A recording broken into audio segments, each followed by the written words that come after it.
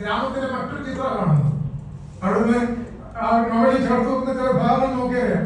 ഒരു വശത്ത് ബെല്ലാരി ജയിലിൽ നിന്ന് അവിടുത്തെ ഡോക്ടർ കാണിക്കുന്ന ഒരു ചികിത്സാ സമ്പ്രദായം, ഇപ്പോഴത്തെ നാടൻ ചാപ്പുവൈദ്യർ എന്ന് പറയുന്ന ഡോക്ടർ ചെയ്യുന്ന നാട്ടുവൈദ്യകാരൻ ചെയ്യുന്ന തമ്മിൽ താരതമ്യം ചെയ്യുന്ന ഒരു കാര്യമുണ്ട്. അതേസമയത്ത് കൊളോണിയലിസത്തിന്റെ ആധിപത്യം കാണിക്കുന്ന സ്ഥലത്ത് ഇവിടുത്തെ ജന്മിത്വം നമ്പ്യാർ നടത്തുന്ന അക്രമങ്ങളെ കുറിച്ച് പറയുന്നുണ്ട്. ഈ നിലയിൽ ഒരു ഗ്രാമചരിത്രത്തിലൂടെ തന്നെ ഇന്ത്യയിലെ എല്ലാ ഗ്രാമങ്ങളിൽ നടന്ന ദേശീയ സമരത്തിൽ നിശബ്ദരായി പോയ ആളുകളുടെ കാഴ്ചപ്പാടിൽ നിന്നുകൊണ്ടൊരു നോട്ടാണ്. അപ്പൊ ഞാൻ പറഞ്ഞത്, പുതിയ കാലത്ത് അതൊരു ശബ്ദമില്ലാത്ത ആളുകളുണ്ട്. ശബ്ദത്തിൽ നിന്നുകൊണ്ട് അവരുടെ കാഴ്ച, നോവൽ എപ്പോഴും കാഴ്ചപ്പാണ് പ്രധാനം. നോവലിന്റെ പൊളിറ്റിക്സ് എന്ന് പറയുന്നത് പഴയകാല നോവലിൽ കഥാപാത്രം മാത്രമായിട്ട് സംസാരിക്കുന്നതായിരുന്നു.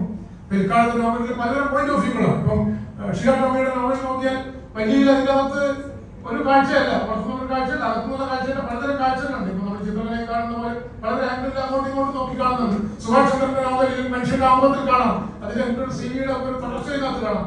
പലതരം കാഴ്ചകളുടെ, പലതരം അതാര്യതകളുടെ, പലതരം ഇരുട്ടുകളുടെ, നമ്മുടെ ആധുനിക നാഗരികതയുടെ വെളിച്ചങ്ങൾക്ക് പ്രവേശിക്കാൻ കഴിയാത്ത ഇടങ്ങളിലെ മാന്ത്രികതയുടെ ഒക്കെ തലങ്ങൾ കൊണ്ടുവരുന്ന നമ്മുടെ നോവലുകളാണ്. ഈ നിലയിൽ ഏറ്റവും പുതിയ കാലഘട്ടത്തിൽ അതുവരെ നിശബ്ദരായ ആളുകളുടെ ശബ്ദങ്ങളെ കാണിക്കുക എന്നുള്ളതാണ് അതിന്റെ ഒരു പ്രതിനിധി എന്നുള്ള നിലയിലാണ് നാം മറന്നുപോയ മറതി എന്നാണ് നമ്മൾ മറവിക്കുന്നത്. എന്റെ നാട്ടിൽ പറയാൻ മറതി എന്നാണ് അല്ലേ, അല്ല നാട്ടുപാട്ടിയാണ്.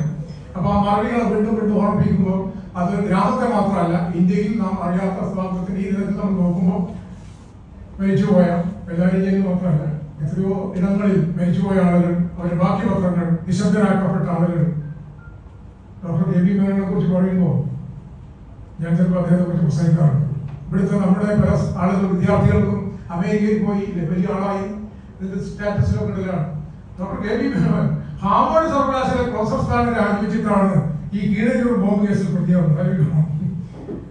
ഹാർവാർഡ് സർവകലാശാല പ്രൊഫസർ സ്ഥാനം രാജിവെച്ചിട്ടാണ് ഈ പെറ്റി കേസിൽ ഒരു നാട്ടുപുറത്തെ ക്വിറ്റ് ഇന്ത്യ സമരത്തിൽ അദ്ദേഹം പങ്കെടുക്കുന്നത്. അത്ര വലിയ ആളുകളാണ് ഈ ഇന്ത്യ മഹാരാജ്യം സൃഷ്ടിച്ചത്. നമ്മൾ പുതിയ തലമുറ പഠിപ്പിക്കണം.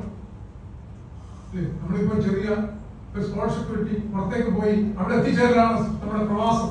ലക്ഷ്യം മുഴുവൻ അവിടെയാണെന്ന് പറയുമ്പോൾ അവിടെ നിന്ന് മടങ്ങി വന്ന ജവഹർലാൽ നെഹ്റു ഉൾപ്പെടെ, ജവഹർലാൽ ഉൾപ്പെടെ ഒരുപാട് ആളുകൾ, കെ പി മേനോൻ ഉൾപ്പെടെയുള്ള ആളുകൾ അവർ നിർമ്മിച്ചതാണ് ഈ ഇന്ത്യ മഹാരാജ്യമെന്നും അവരോടൊപ്പം അണിനിരുന്ന ആളുകൾ, അവർ ആർക്ക് വേണ്ടിയാണോ സമരം ചെയ്തത്, അവരുൾപ്പെടെയുള്ള ആളുകൾ അവരുടെ ഒക്കെ കാഴ്ച സ്ഥാനത്ത് ഒന്നുകൂടി ഇന്ത്യയെ നോക്കിക്കാണാൻ നേരത്തെ കണ്ട ഇവിടെ കണ്ട പിന്നെ പുസ്തകത്തിൽ കാണുന്ന ഇദ്ദേഹത്തെ വിദ്യാർത്ഥി ഉൾപ്പെടെ ഉൾപ്പെടെയുള്ള ആളുകൾ അവരുടെ കാഴ്ചയിൽ നിന്ന് ഇന്ത്യയെ പുനർനിർമ്മിക്കുകയാണ് സത്യത്തിൽ സ്വാതന്ത്ര്യ ദിനത്തിലെ ഈ ഒരു ആലോചനയിൽ നമ്മൾ ചെയ്യുന്നത്. നന്ദി.